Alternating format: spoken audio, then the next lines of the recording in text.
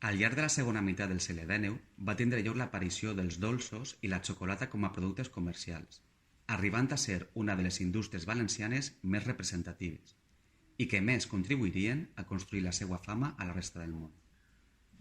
Maybell va ser constituïda en 1935 pels germans Salvador i Manuel Belloc Ferriols, com a continuadora de la xicoteta fàbrica Chocolate Sant Anton, que va ser adquirida l'any 1929, diversificant el negoci familiar i iniciat en la comercialització de l'arròs.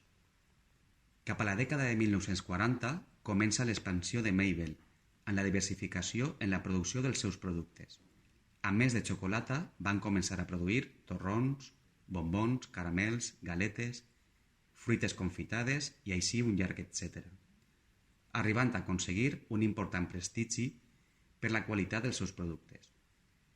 L'aparició del seu conegut torró de Viena Maybell va esdevindre el berenar favorit dels xiquets i xiquetes valencians.